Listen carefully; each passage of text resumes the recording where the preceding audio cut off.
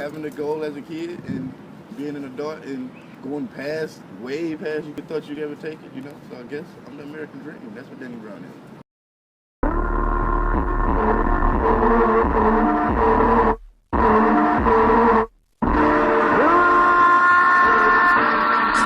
Blood on that baggie, I done scraped myself with that razor. Getting ahead in that trick house, then I snuck out without paying her. Locked up in that precinct, used my trampoline for a pep. You are now tuned in to that'senuff.com. Let's talk about your current album, Ode.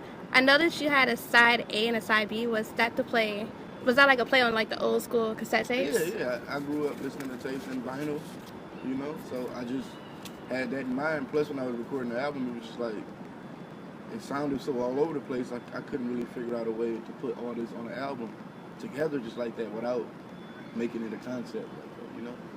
How involved were you with the production process of Ode? I mean, I was super involved. That was the biggest deal, was finding the perfect beats, you know, to rap over, you know?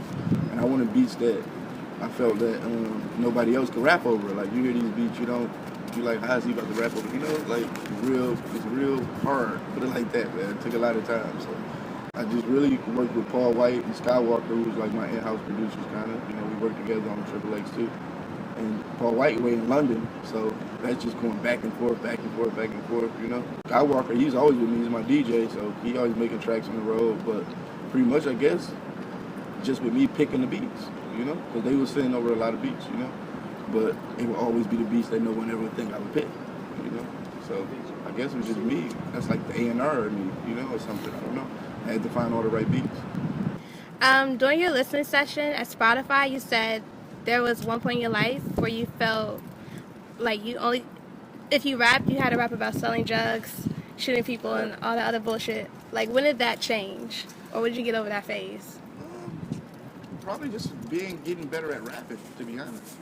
And just the more I did it, you know what I'm saying? Because after a while, those stories get to run out, and you got to kind of figure out new ways to tell it and this and that. You know what I'm saying? So, I don't know, just me wanting to become a better rapper and a songwriter as a whole. I think that's what just happens, me getting better. And progressively, you know, subject matters change, you know? You find out ways to talk about other things. And sometimes people don't think their normal life is that cool. But sometimes it is. So, I just rap about my normal life, you know? Ode is a very emotional, dark party album, and described as being a new beginning with the old past. Can you explain that statement? I mean, like with me putting this album out, this is the first album I ever put out for sale. This is my first time stepping out, you know what I'm saying, into the rap world, I guess you could say, you know. So this is a new beginning for me. It's a job now. It's my life now, you know. And I always wanted to do this, so I'm just taking it serious, you know. So that's what me before. I probably didn't take it as serious as I did. You know, now I take it real serious. There's two random tracks I want you to break down for us real quick. The first one is The Return. In the street, the return of the gangster, cause niggas got bills. This rap shit don't work, then it's back to selling krills. Return of the gangster, cause niggas want that real. Return is just about, pretty much I got the idea from the original Outkast song, obviously. And in that song, Andre 3000 was just talking about, you know, he was going through his changes with fashion and everything. People was talking about as gay and this and that. He was just saying, like, don't get caught up in, you know what I'm saying, what you see, because, you know, it get gangster still, you know what I'm saying? I felt the same way in some sense. So I just came up with that concept, and then I, you know, put Freddie Gibbs on it to play the big boy role, you know what I'm saying? So that's tight. And the second one, your really dark yet honest track, Torture. Gunshots outside was sort of like fireworks. We know they ain't fireworks. It's December 21st. Cold winter with a kerosene heater on the couch, so cold can't take off your sneakers, and it's torture. Torture is about not being able to sleep because you have nightmares at night, you know, and that I have nightmares all the time, so. It was just me telling some of my nightmares, I guess. And it's just my past, you know? So some say Ode is your biggest record of your long-time coming career in hip-hop. Do you agree, or do you feel as if that big record has not been composed yet? I mean, it's going to get bigger every time. Obviously, I know how to create build up for my projects, and I take a long time when I make them. So by the time they come up, they're real anticipated. Like even in the circles in the world that I was in when I was putting out the hybrid, that was real like anticipated.